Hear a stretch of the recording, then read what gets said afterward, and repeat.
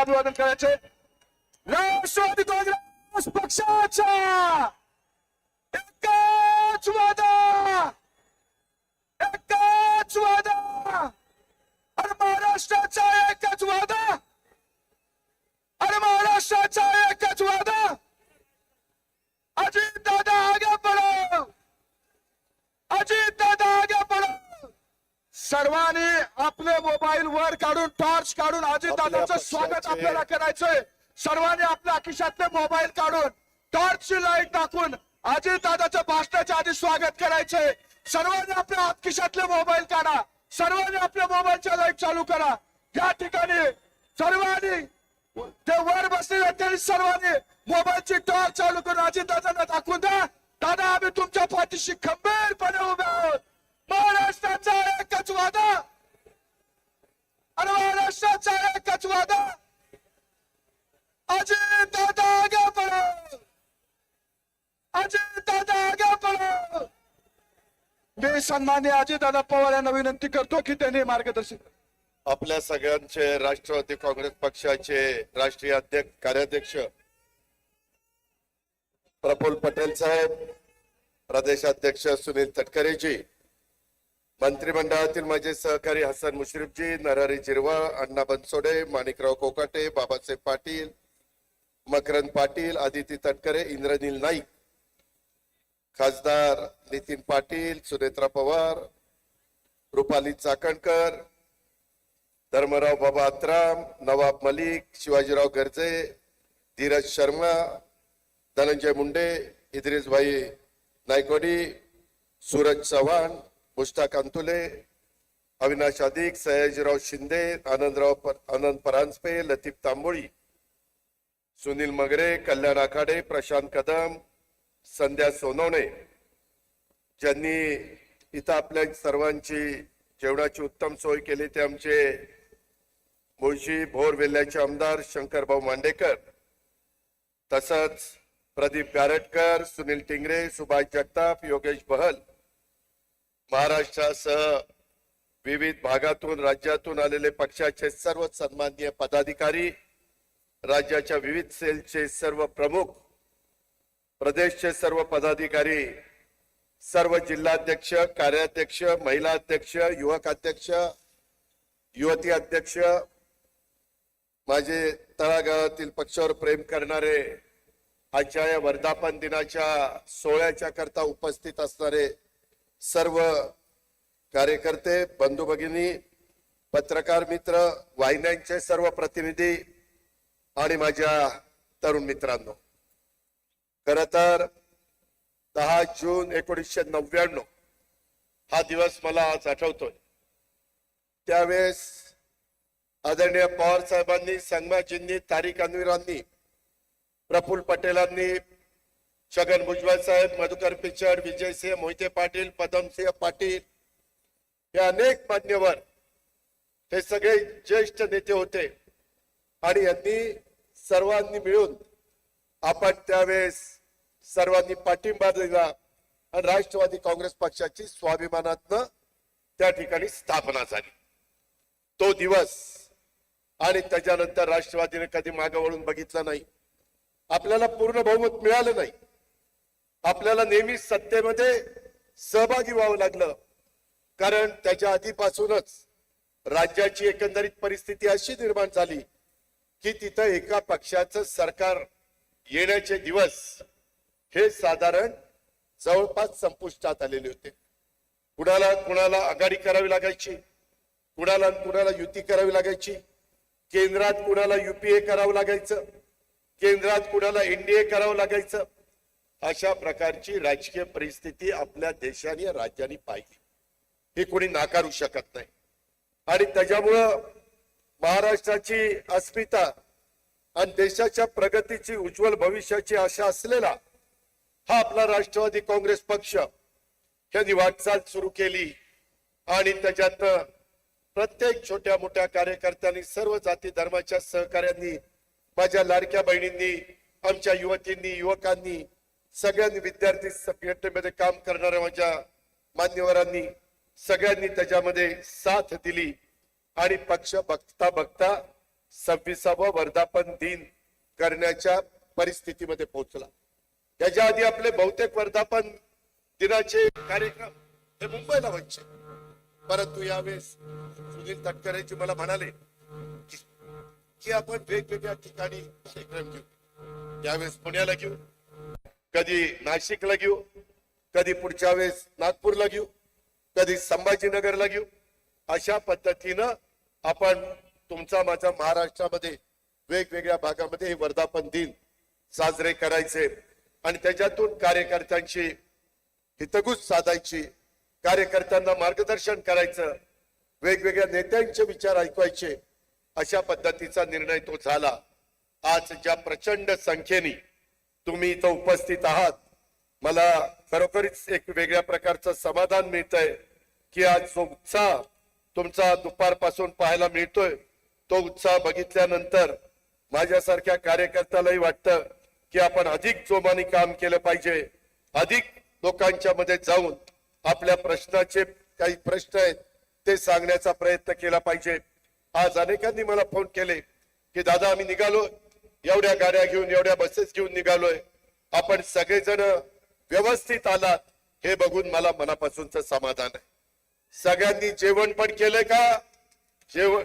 जेवण पण झालेलं आहे. माझी आत्ताच मी सांगतो, भाषण संपल्यानंतर तुम्ही गडबडीत जाल. माझी आपल्या सगळ्यांना विनंती आहे, हात जोडून विनंती आहे की जाताना पण आपापल्या घरी व्यवस्थित जा, गाडी व्यवस्थित चालवा, सुखरूप पोचा. घरी वाट बघणारे प्रत्येकाच्या घरातले कुणी ना कुणी आहे आणि त्याच्यामुळे पोचलं की संबंधित पदाधिकाऱ्यांना फोन करा. अजिबात धावपळ करण्याच्या भानगडीमध्ये पडू नका. आता बहुतेक रस्ते वगैरे सगळं चांगलं केलेलं आहे.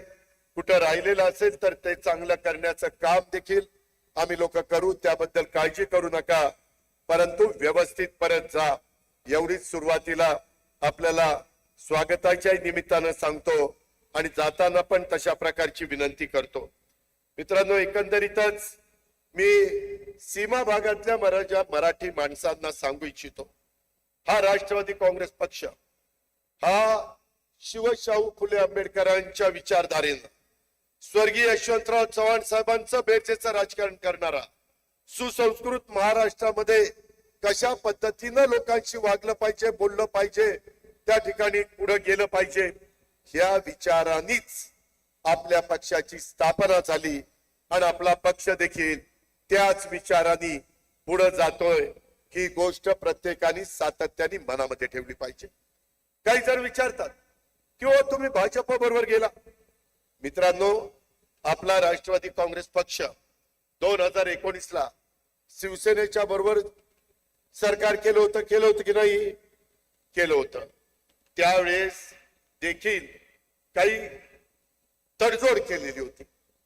शेवटी विरोधी पक्षामध्ये नुसतं बसून घोषणाबाजी करून, आंदोलन करून, मोर्चे काढून चालत नाही. आपण साधू संत नाही. आपण उद्याच्याला लोकांना एक दिशा दाखवणारे, लोकांचे प्रश्न सोडवणारे आणि त्याच्यातून बेरजेचं राजकारण करणारे लोक आहोत.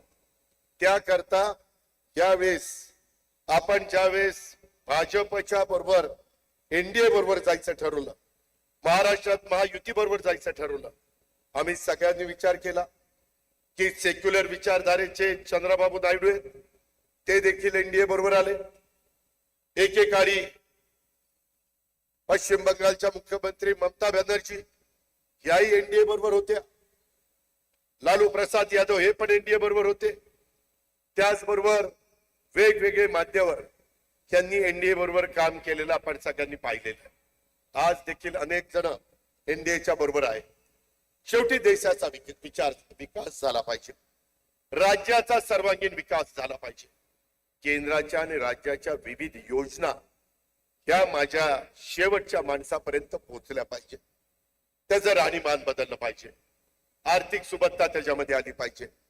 कुठल्याही घटकाला असं वाटता कामा नये हे लोक काम करत असताना आमचा विचार करत नाही. आणि त्याच्यामुळे राष्ट्रवादीची स्थापना झाल्यापासून नेहमीच महिलांना एक संधी देण्याचं काम, मान सन्मान प्रतिष्ठा देण्याचं काम हे करण्यात आलेलं आहे. एनडीएनीच पाठीमागच्या काळात 2029 ला देशात आणि राज्यात जसं स्थानिक स्वराज्य संस्थांच्या निवडणुकांमध्ये महिलांना 50% आरक्षण देण्याचा निर्णय राष्ट्रवादी काँग्रेस पक्षाने त्याच्यामध्ये महत्वाची भूमिका बजावली, तशा पद्धतीनं ते बिल होत असताना देखील सुनील तटकरे जे असतील, प्रफुल्ल पटेल साहेब असतील, आपले जे जे प्रतिनिधी राज्यसभेत आणि लोकसभेमध्ये होते त्यांनी पण त्या बिलाला पाठिंबा दिला. आणि उद्याच्या 2029 मध्ये शिवशाहू फुले आंबेडकरांच्या महाराष्ट्रात आणि ज्यांनी तुम्हाला मला संविधान दिलं, ज्यांनी आपल्याला घटना दिली, ते घटनेचे शिल्पकार डॉक्टर बाबासाहेब आंबेडकर, त्यांनी दिलेल्या संविधानाच्या माध्यमातून आपल्या देशात सर्व ठिकाणी आमदारकीच्या आणि खासदारकीच्या निवडणुकीत 1/3 महिला यांना तिथं आपल्याला निवडून द्यायचं आहे. हे पण काम या एनडीए सरकारने केलं. आता 2 ठराव पण तुम्ही त्या बाबतीमध्ये बघितले. एकंदरीतच शेवटी लोकांचे प्रश्न सुटले पाहिजे. चर्चा खूप होती, हे केलं पाहिजे ते केलं पाहिजे, परंतु होतं का? नाही झालं. का नाही झालं? आता ज्याचा उल्लेख प्रफुल्ल पटेल साहेबांनी केला, जात न्याय जनगणना, एकदा सर्वांना कळलं पाहिजे, देशातल्या लोकांना, महाराष्ट्रातल्या लोकांना कळलं पाहिजे की नक्की कुठला समाज किती संख्येने आहे. उद्याच्याला जो गरीब समाज आहे, जो मागासलेला समाज आहे, त्यांना जर उद्या मी अर्थसंकल्पातनं ज्यादा निधी द्यायचं म्हटलं तर संख्येच्या प्रमाणामध्ये आपण निधी देतो. आपला मागासवर्गीय समाज असेल, आपला आदिवासी समाज असेल, या प्रकारे मी निधीचं वाटप करत असतो आणि ते सूत्र आपण सगळ्यांनी स्वीकार केलं. काही जण जाणीवपूर्वक आपलं सरकार आल्यापासून पद्धतशीरपणे बदनामी करण्याचा प्रयत्न करतात. काही आपला संबंध नाही. काहींनी काय स्टेटमेंट केलं की सामाजिक न्याय विभागावर अन्याय केला, अजित पवारांनी बजेट कमी केलं. इथं नरहरी झिरवाळ आहे, बाकीचे माझे सहकारी आहेत, त्यांना विचारा.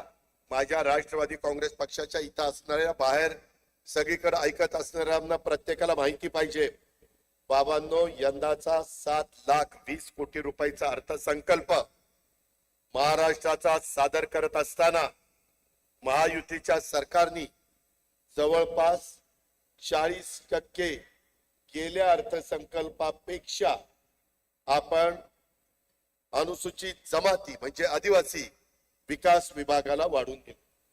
नरहरी दिले की नाही? 41%. सॉरी, मी 40% म्हटलं. 41%. हे पुढे येतच नाही.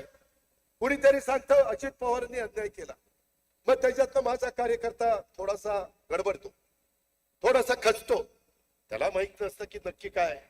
आता तुम्हाला कळलं पाहिजे की उलट आपण 41% गेल्या वर्षीच्या तुलनेमध्ये माझ्या आदिवासी समाजाला जास्तीचे दिलेले. सामाजिक न्याय विभागात माझा मागासवर्गीय समाज आहे, त्यावेळेस आपण गेल्या वर्षीच्या पेक्षा 38% तिथं जास्त दिलेले. मुख्यमंत्र्यांनी पण त्याच्याबद्दलचं स्टेटमेंट केलेलं तुम्ही ऐकलं असेल. पण त्याबद्दल त्याला जेवढी प्रसिद्धी मिळायला पाहिजे तेवढी प्रसिद्धी दुर्दैवाने मिळत नाही. आणि मग आपल्या बरोबर पण काम करणाऱ्या माझ्या मागासवर्गीय समाजाला, आदिवासी समाजाला वाटतं अरे असं झालंय का? अजित पवार आणि त्यांचे सगळे सहकारी आणि राष्ट्रवादी काँग्रेस पक्षाचे नेतेगण फक्त शिवशाहू फुले आंबेडकरांच्या विचारधारेने चला एवढं भाषणापुरतं सांगतात का? नाही, आम्ही प्रत्येक गोष्ट कृतीमध्ये करतोय. आता इथं आदिती तटकरे बसली आहे, त्याच्यामध्ये तिला विचारा, मागच्या वेळेस आपला दारुण पराभव लोकसभेला झाला, 4च जागा मिळाल्या. आम्हाला सगळ्यांना सांगितलं 1 जागा तुम्ही महादेवराव शिवणकरांच्या करता सोडा, नाहीतर तिथं राजेश विटेकरची उमेदवारी ठरलेली होती. आपण ऐकलं. शेवटी सगळ्यांना संधी मिळाली पाहिजे आणि त्याच्यातून 75% आपल्याला पराभव स्वीकारावा लागला. प्रांताध्यक्षामुळं 1 जागा निवडून आली, 25% झाले आणि तिथं थोडस गडबड झाली. कार्यकर्त्यांच्या मनामध्ये चलबिचल झाली. अरे काय झालं, कशामुळे झालं, काय त्याच्यातनं आपलं चुकलंय का? आणि हे सगळं होत असताना आम्ही पण विचार केला, कारण आम्ही आज राजकारण करत नाही.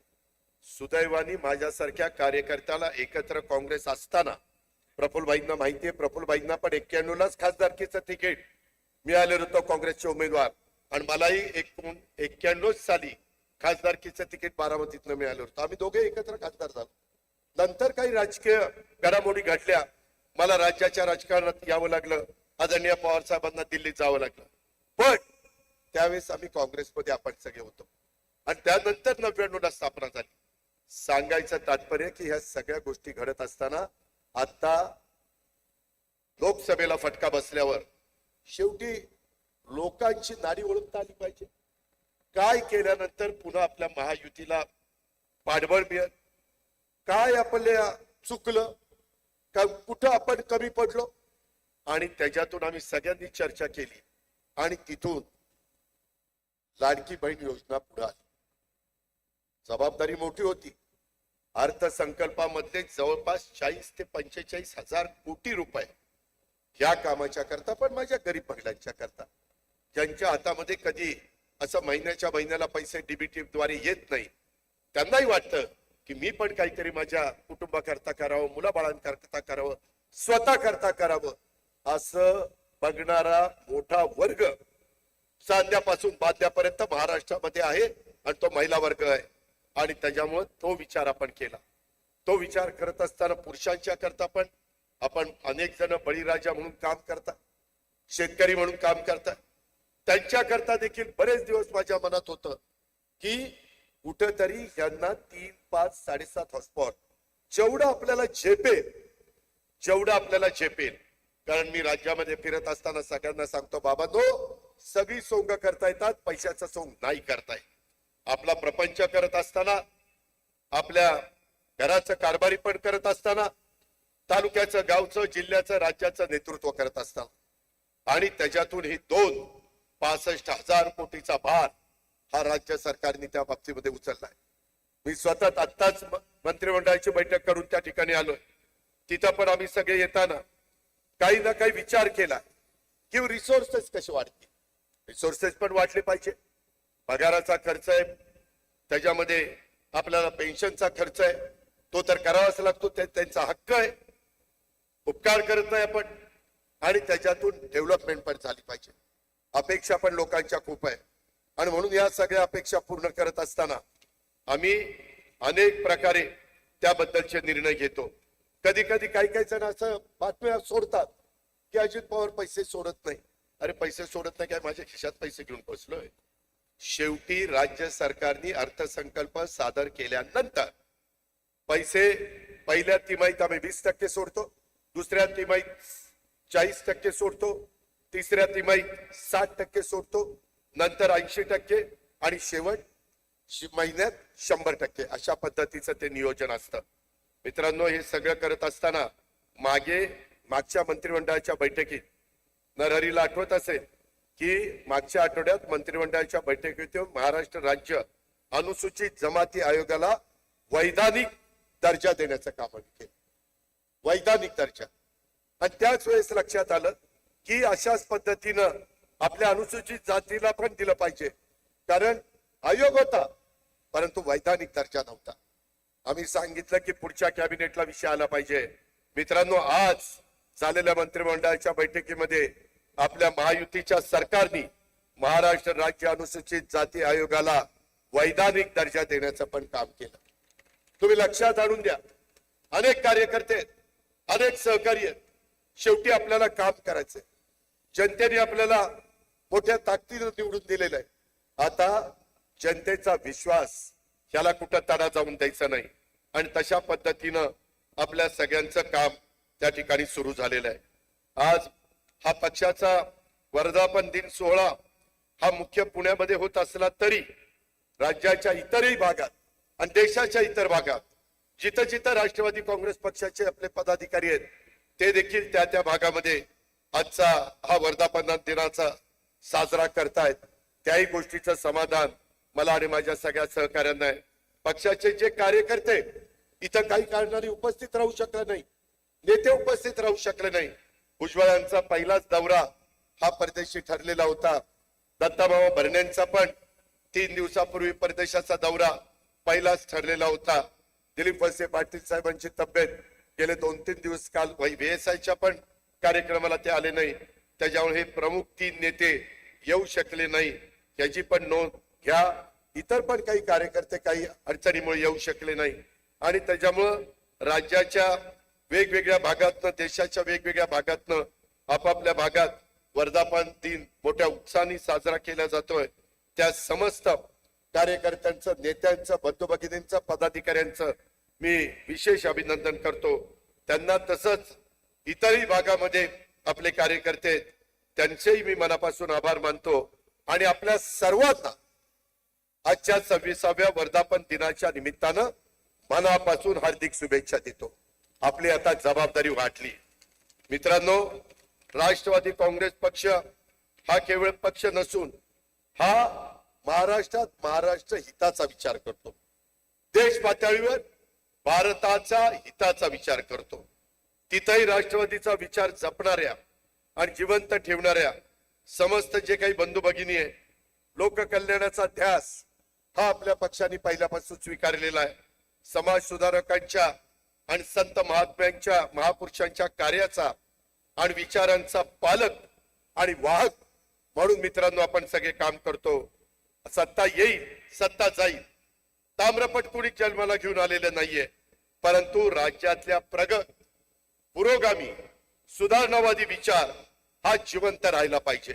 राज्यातला मागासवर्गीय, आदिवासी, ओबीसी, अल्पसंख्याक समाजाच्या हिताचं, बहुजनांच्या अधिकारांचं रक्षण झालं पाहिजे.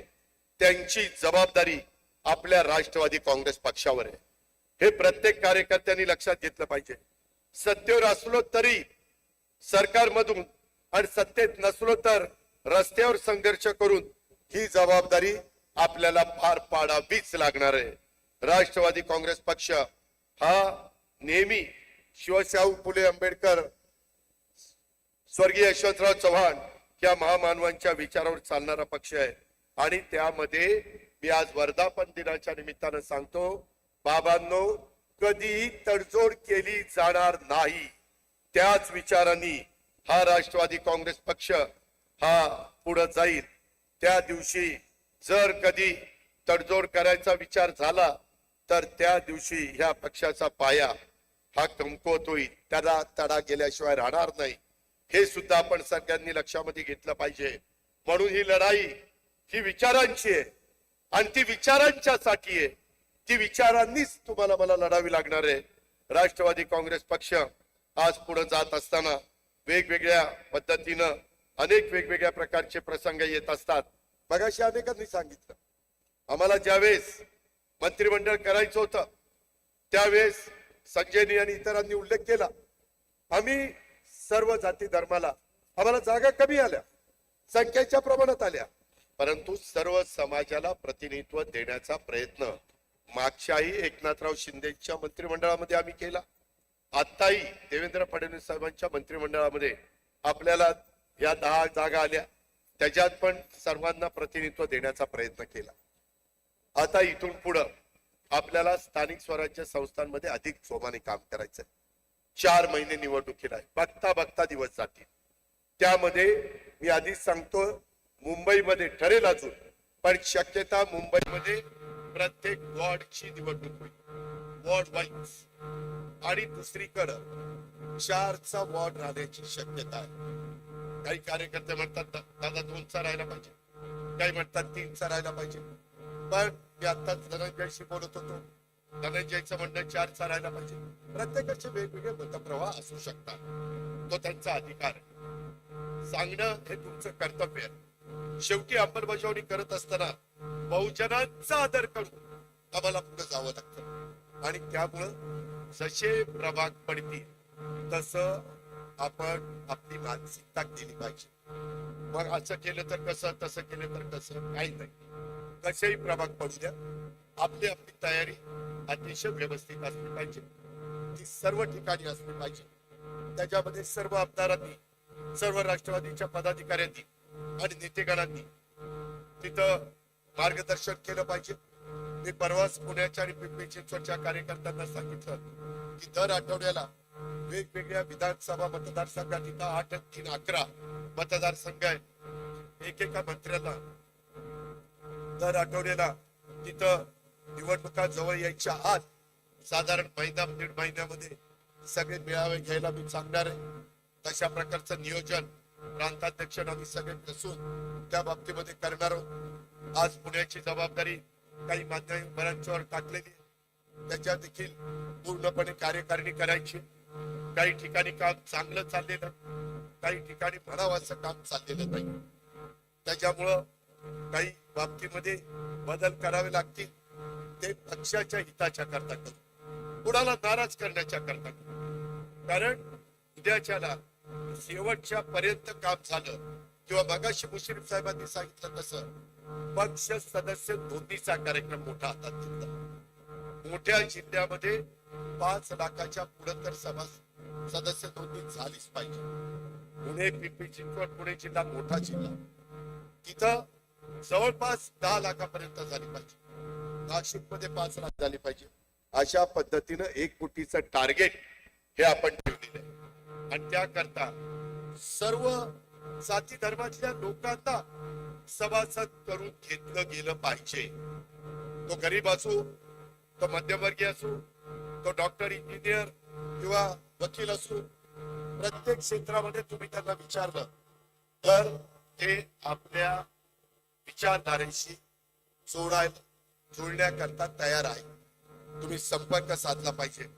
तो संपर्क आपण साधला पाहिजे. आता खरी लढाई मी पण सांगतोय, बाकीच्यांनी पण सांगितलंय, पुढच्या काही महिन्यामध्ये त्याच्यामध्ये जवळपास राज्यातल्या 28 महानगरपालिका, 25 जिल्हा परिषदा, 285 पंचायत समित्या आणि अनेक नगरपालिका आणि नगरपंचायत. आता आम्हाला उपमुख्यमंत्री पद, कुणाला मंत्रीपद, राज्यमंत्रीपद, खासदारकी, आमदारकी मिळाली. कार्यकर्ता ज्यांच्या जीवावर आम्ही खासदार, आमदार, मंत्री, उपमुख्यमंत्री, राज्यमंत्री झालोय, त्यांना देखील वेगवेगळी पदं मिळाली पाहिजे. त्याच्यातून पण अरे जरा थांबा ना बाबा, भाषणामध्ये व्यत्यय येतोय. तुमचा उत्साह मला लक्षात आलेला आहे. फक्त हा उत्साह स्थानिक स्वराज्य संस्थांच्या पर्यंत टिकवायचा आहे. जरा दमात घ्या. तर या पद्धतीनं आपल्याला सगळ्यांना जीवाचं रान करून मैदानामध्ये उचलायचं आहे.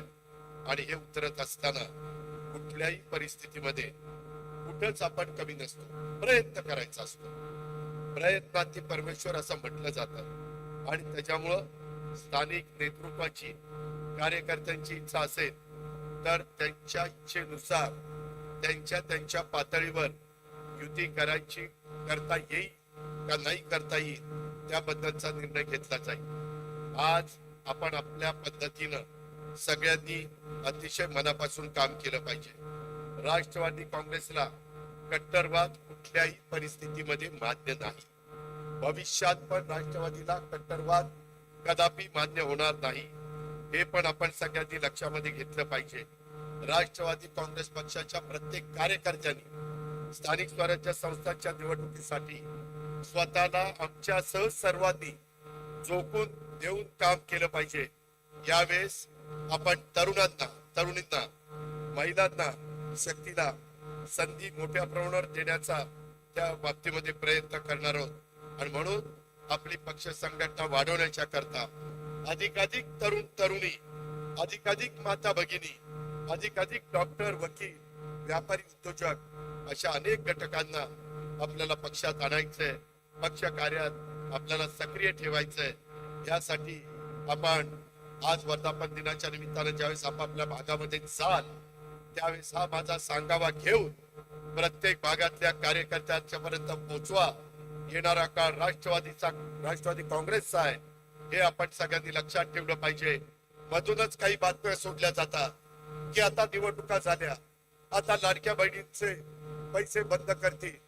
मी आपल्याला जबाबदारीने सांगतो, जोपर्यंत आम्ही त्या बाबतीमध्ये महायुती सरकारमध्ये काम करतोय तोपर्यंत माझ्या लाडक्या बहिणींचे पैसे आम्ही बंद होऊ देणार नाही.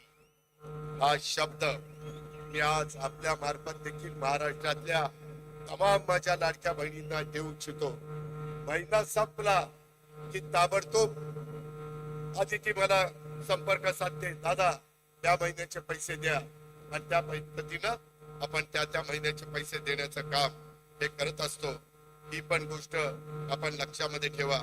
आपल्या प्रत्येकाच्या गावात, आपल्या शहरामध्ये, आपल्या तालुक्यात, जिल्ह्यात, महत्वाचं म्हणजे आपल्या प्रत्येकाच्या घरामध्ये हे राष्ट्रवादी काँग्रेस पक्ष वाढवण्याचं आणि पक्षाचा पुरोगामी विचार हा पोचवण्याचं काम हे त्या बाबतीमध्ये झालं पाहिजे. हे मात्र आपल्याला विसरता येणार नाही. एकता, समता, बंधुतेचा विचार इथल्या मातीत शिवशाहू फुले आंबेडकरांच्या महाराष्ट्राच्या मातीमध्ये खोलवर रुजलाय. इथं स्वातीय द्वेष, धार्मिक हिंसेला स्थान नाही. तशा पद्धतीचं राजकारण काही दिवस कदाचित चालेल, परंतु दीर्घकाळ लोकांच्या मनामध्ये राहायचं असेल तर सर्वांना बरोबर घेऊनच आपल्याला पुढे जावं लागेल. येणाऱ्या काळामध्ये समाजातला शेतकरी असेल, कष्टकरी असेल, विद्यार्थी, व्यापारी, उद्योजक, तरुणांचे, माता भगिनींचे प्रश्न हे आपल्याला सोडवायचे. ते सोडवण्याचं काम आम्ही हातामध्ये घेतलंय.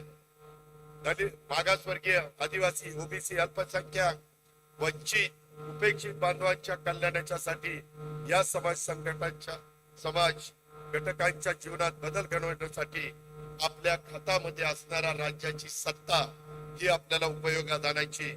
सुदैवाने माझ्याकडे अर्थ आणि नियोजन खात्याचं मंत्रीपद आहे. कृषी खातं माणिकरावांच्याकडे आहे.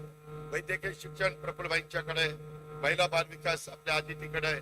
अन्न नागरी पुरवठा भुजबळ साहेबांच्याकडे आहे. फूड अँड ड्रग्स आपल्या नरहरी झिरवाळकडे आहे. अनेक महत्वाची खाती अनेक मान्यवरांच्याकडे आहे. आणि त्याचा उपयोग समाजाच्या करता झाला पाहिजे. काल का परवाच आम्ही आर्टिफिशियल इंटेलिजन्स, कृत्रिम बुद्धिमत्तेचा वापर आता सगळ्या विभागामध्ये चाललाय, जगात चाललाय. आता त्या रस्त्याने गेल्याशिवाय आपल्याला गत्यंतर नाही. शेतकऱ्यांना देखील आम्हाला त्या रस्त्याने घेऊन जायचंय. तशा पद्धतीनं मला वाटतं पुढच्याच कॅबिनेटमध्ये माणिकराव कोकाटे यांना तो विषय आणायला सांगितलाय. त्याला आम्ही मान्यता देणार आहे. खरीप सुरू झालेलं आहे, तिथेही बियाणं खतं कमी पडणार नाही अशा प्रकारची व्यवस्था केली. आजच मुश्रीफ साहेबांनी युरिया आणि डीएपीचा मुद्दा मंत्रिमंडळामध्ये काढला. त्याबद्दल देखील युरिया प्रत्येक जिल्ह्यात आहे का, डीएपी माझ्या शेतकऱ्यांच्या करता आहे का, हे पण आम्ही त्या बाबतीमध्ये पाहतोय. नैसर्गिक संकट येतात जातात, परंतु त्याच्यावर मात करून पुन्हा माझ्या महाराष्ट्रातल्या माणसाला ताट मानेने कसं उभं राहता येईल याकरता राष्ट्रवादी काँग्रेस पक्ष जीवाचं रान करतय. ही पण बाब आपण सगळ्यांनी लक्षामध्ये ठेवली पाहिजे. हे मला तुम्हाला आजच्या वर्धापन दिनाच्या निमित्तानं आवर्जून सांगायचंय. आपल्याला राष्ट्रवादी काँग्रेस पक्ष हा मोठा करायचा. त्याकरता जास्तीत जास्त जागा निवडून आणाव्या लागतील. बरेच मोठ्या प्रमाणावर लोक आपल्या पक्षामध्ये येत आहेत. आपण त्यांचं स्वागत करतोय. आताच काजी साहेबांनी मला सांगितलं, दादा तुमचं भाषण झाल्यानंतर मनोजनी पण सांगितलं की काही माझ्या बुलढाणा परिसरातले लोक राष्ट्रवादीमध्ये येत आहेत. परवा मी अकोल्याला चाललोय, दुपारनं मी बुलढाण्याला चाललोय. तिथं पण अनेक कार्यकर्ते येत आहेत. अनेक कार्यकर्ते येणाऱ्यांचा उल्लेख प्रांताध्यक्षांनी केला. मी पुन्हा त्याचा पुनरुच्चार करू इच्छित नाही, परंतु त्याच्यामध्ये प्रतापराव चिखलीकर असतील, आमचे निशिकांत पाटील असतील, बाकीचे अनेक सहकारी असतील. ते प्रयत्न करतायत, आमदार लोक प्रयत्न करतायत, मंत्री लोक प्रयत्न करतायत, पदाधिकारी प्रयत्न करतायत. प्रयत्न केल्यानंतर ते लोक आपल्यामध्ये येत आहे.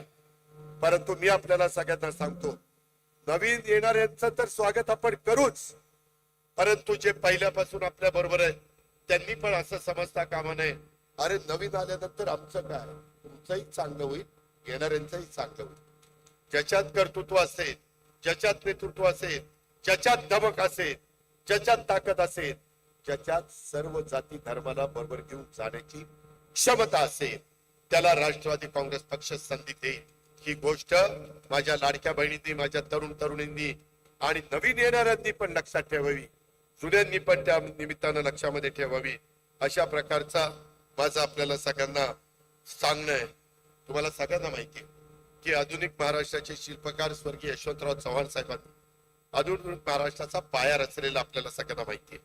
त्यांनी राज्यात पायाभूत सुविधा उभारल्या, महाराष्ट्राला सांस्कृतिक दृष्ट्या समृद्ध करण्याचं काम आणि महाराष्ट्राच्या राजकारणामध्ये सुसंस्कृत चेहरा त्या ठिकाणी देण्याचं काम आदरणीय चव्हाण साहेबांच्या विचारांचा, विकास कामाचा, सुसंस्कृत राजकारणाचा वारसा पुढे नेण्याचं काम आपल्याला इथून पुढच्या काळामध्ये अधिक जोमाने करायचं आहे. राज्याच्या सत्ताकारणामध्ये, समाजकारणामध्ये कोणत्याही भूमिकेत आपण असलो तरी महाराष्ट्राचा विकास हाच राष्ट्रवादी काँग्रेस पक्षाचा महाराष्ट्रात अजेंडा राहील आणि देश पातळीवर देशाचा विकास, शेतकरी, कष्टकरी, सर्वसामान्य जनतेच्या साठी तळमळीनं काम करत राहणं, महाराष्ट्राच्या विकासासाठी आणि देशाच्या भल्यासाठी आपण यापूर्वी सुद्धा देखील काम करत होतो आणि इथून पुढे देखील आपल्याला सगळ्यांना काम करावं लागणार आहे असा शब्द या निमित्तानं मी आपल्या मार्फत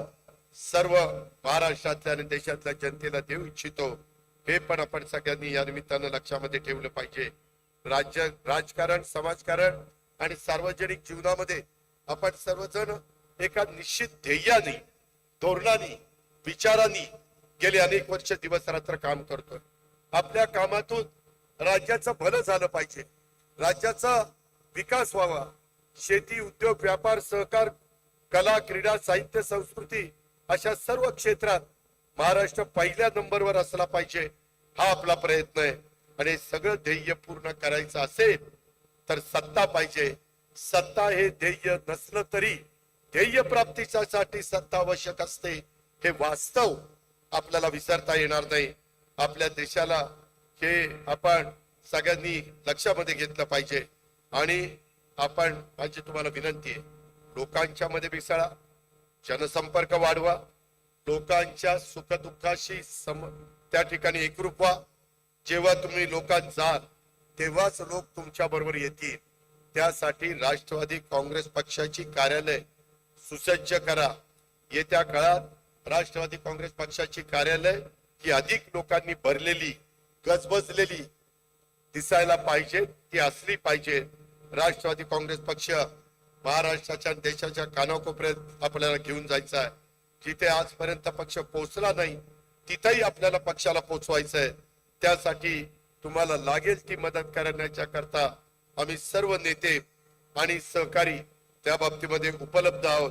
राष्ट्रवादी काँग्रेस पक्षाच्या कार्यालयात गेलो की आपलं काम होतंय ही भावना लोकांच्या मनामध्ये निर्माण व्हायची असेल तर तसं झालं तरच आपण सत्तेमध्ये राहण्यात अर्थ आहे. ही पण गोष्ट आपण सगळ्यांनी लक्षामध्ये घेतली पाहिजे. अनेक वेगवेगळ्या प्रकारचे योजना हे आपण राज्याकरता, देशाकरता आणतोय. त्याच्यामध्ये घरकुलाची योजना, 30 लाख घरकुलांना, बेघर लोकांना घर बांधणीचा कार्यक्रम आपण दिलेला आहे. हा कार्यक्रम माझ्या राष्ट्रवादीच्या कार्यकर्त्यांनी त्या बेघर माणसाच्या पर्यंत पोहोचवण्याचं काम केलं पाहिजे. त्याच्यातून पक्ष वाढतो, त्याच्यातून लोकसहभाग वाढतो. अशा खूप काही योजना आपण महायुतीच्या माध्यमातून ज्या करतोय किंवा एनडीएच्या माध्यमातून होत आहे, ह्या देखील आपल्याला शेवटच्या माणसापर्यंत पोहोचवण्याचं काम करायचंय. हे मी आपल्याला सगळ्यांना अतिशय नम्रतापूर्वक सांगू इच्छितो. आज ज्या संख्येने, ज्या प्रचंड उत्साहाने आपण सगळे आलात, तो उत्साह आणि तो संपर्क हा उद्याच्या काळामध्ये देखील राहायला पाहिजे. तो कुठेही कमी पडता कामा नये. मधल्या काळामध्ये फेक नेरेटिव्ह लोकसभेच्या निवडणुकीमध्ये त्या ठिकाणी करण्यात आला. संविधान जाणार, संविधान बदलणार. वास्तविक संविधान साक्षरतेसाठी प्रत्येक जिल्ह्याला अर्थमंत्री या नात्याने आपण निधी उपलब्ध करून दिला. नेहमी राष्ट्रवादी काँग्रेस पक्ष हा कायम शोषित, वंचित, मागासवर्गीय, अल्पसंख्याक, ओबीसी या घटकांना सोबत घेऊन चालणारा पक्ष आहे. आणि त्यामुळं आपल्या पक्षामध्ये जे जे सहकारी काम करतायत त्यांना जर कधी वाटलं की बाबा इथं कुठंतरी आपण कमी पडतो तर ती गोष्ट तुम्ही आमच्या लक्षामध्ये आणून द्या. आपण ताबडतोब ती गांभीर्याने त्याच्यामध्ये घेऊ. कुठं कमी पडत असू तर ताबडतोब त्याच्यामध्ये दुरुस्ती देखील केली जाईल. मित्रांनो, या 26व्या वर्धापन दिनाच्या निमित्तानं मी तुम्हाला शुभेच्छा देत असताना आपल्या राज्यामध्ये अल्पसंख्याक समाजाच्या कल्याणासाठी, रक्षणासाठी नेहमीच राष्ट्रवादी काँग्रेस पक्ष कटिबद्ध आहे. मौलाना आझाद महामंडळ वक्फ बोर्ड आयोगासाठी आपण करोड रुपयाचा निधी दिला. जिथे जिथे अल्पसंख्याक समाजावर अन्याय होतो तिथं आपण ठामपणे त्या समाजाच्या पाठीशी उभा राहतो. आताच बकरी ईदच्या निमित्तानं 4 दिवसापूर्वी माझ्याकडे एक शिष्टमंडळ, नवाब मलिक साहेब, सना मलिक, नजीब मुल्ला अशा अनेक मान्यवरांनी समाजाच्या शिष्टमंडळांनी आणलं. आणि ते आल्यानंतर मी ताबडतोब डीजीपीला महाराष्ट्राकरता आणि मुंबई करता सीपीला आणि तिथल्या आयुक्तांना फोन करून त्या समस्या सोडवण्याला सांगितलं. त्याचबरोबर काही दिवसापूर्वी मीरा भाईंदर मध्ये देखील काही संघटनांनी 6 महिन्यापूर्वी अशांतता पसरवण्याचा प्रयत्न केला. त्यावेळी सुद्धा असिफ शेख आणि काही सहकारी आले. समाजाच्या पदाधिकाऱ्यांना त्याच्यातनं आपण धीर दिला. डीजीपी सीपी यांना फोन करून मीरा भाईंदर मध्ये कायदा सुव्यवस्था व शांतता अबाधित राखण्याच्या सूचना आपण दिल्या. सांगायचं तात्पर्य, आपण फक्त बोलत नाही, आपण ती कृती देखील वेळोवेळी ज्यावेळेस वेळ येते त्यावेळेस ती करून दाखवतो. ही पण गोष्ट आपण शेवटच्या माणसापर्यंत पोहोचवण्याचं काम या निमित्तानं केलं पाहिजे. अशा प्रकारची आग्रहाची, नम्रतेची, कळकळीची विनंती मी आपल्याला सगळ्यांना या कार्यक्रमाच्या निमित्तानं करेन. आज इथं आपल्या महाराष्ट्रातले अनेक कलाकार त्यांचे प्रश्न मार्गी लागण्याच्या करता इथं आलेत. त्यांच्या करता JR पण काढलाय. बाबासाहेब पाटील असतील किंवा इतर सगळे आमचे सहकारी असतील, मराठी चित्रपट मालिका मधील कलाकार असतील, हे पक्षात काम करत असताना त्यांच्याही अडीअडचणी सोडवण्याचा आम्ही नेहमीच प्रयत्न करतो आणि पुढेही मी करत राहील. आता इथं सयाजीराव शिंदेंनी भाषण केलं.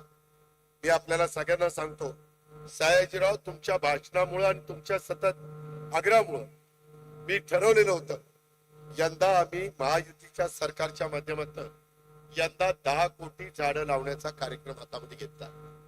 10 कोटी आणि त्याकरता 3000 कोटी रुपयाची तरतूद केली. 3000 कोटी. आणि पुढच्या वर्षी, त्याच्या पुढच्या वर्षी, त्याच्या पुढच्या वर्षी आणि शेवटचं वर्ष, या 4 वर्षात दरवर्षी 25 कोटी झाडं लावायची. 4 वर्षात या महाराष्ट्रामध्ये 100 कोटी झाडं लावण्याचा कार्यक्रम आपलं PWD, रस्ते विकास महामंडळ, वन विभाग आणि आपण सगळे अशा पद्धतीने आपण राबवणार आहोत. यंदा 10 कोटी का घेतली? कारण तेवढी रोपं तयार नाही. पुढच्या वर्षी 25 कोटी करण्याकरता यंदाच रोपांची व्यवस्था आपण करतोय, बियाणांची व्यवस्था करतोय आणि प्रत्येक जिल्ह्याला मी टार्गेट ठरवून देतोय. तिथं कुठलीही अडचण येत नाही आणि येऊन देणार नाही.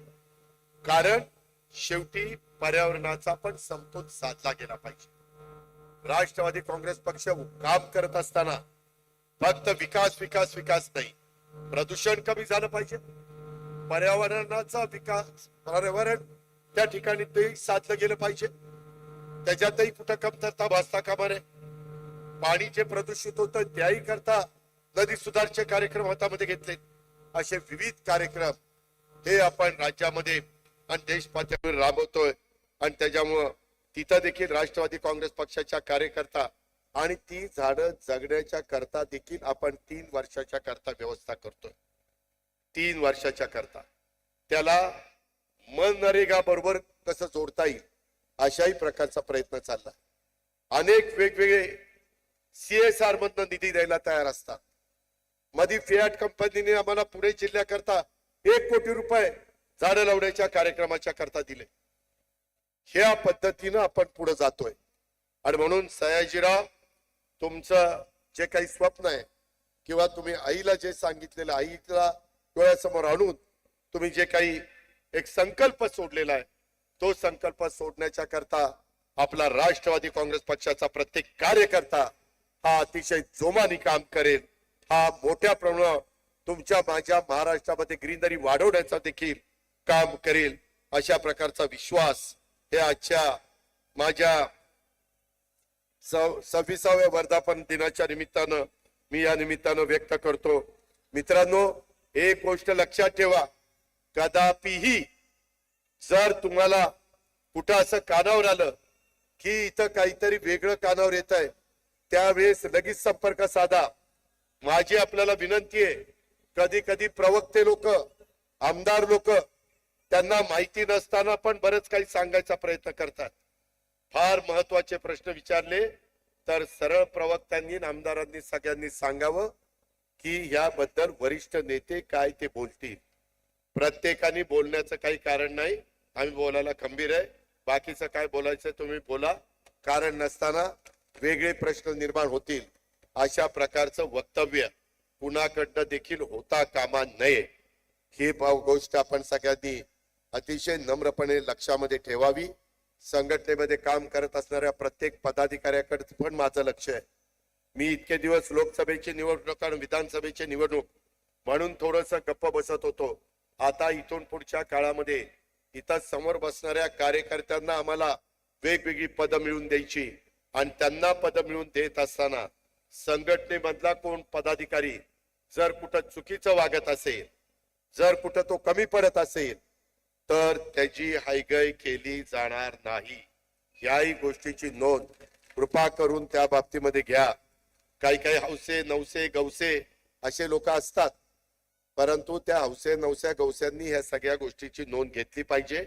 काम करताना गटाचं तटाचं काम करायचं नाही. आपल्याला राष्ट्रवादी काँग्रेस पक्षाची संघटना वाढवायची. इथं कुठलाही गट तट चालणार नाही. इथं पक्ष म्हणून आपण सगळेजण एक आहोत. हा आपला परिवार आहे. हे कृपा करून कुणी विसरता कामा नये, कुणी त्या ठिकाणी नाकारता कामा नये, कुणी त्याच्यामध्ये वेगळा विचार करता कामा नये. याही बद्दलची मी सूचना आपल्या सर्व सहकारी मित्रांना या निमित्तानं करतो. खूप काही गोष्टी आपण आपल्या राज्याच्या भल्याच्या करता करत असतो. वेळोवेळी वेगवेगळ्या भागामध्ये दौरे असताना त्याबद्दल ते काम तुम्हाला सांगितलं जाईल. त्याच्यात सतत संपर्क ठेवण्याचं काम आपण एकमेकाच्या स्तरावर त्या बाबतीमध्ये करू.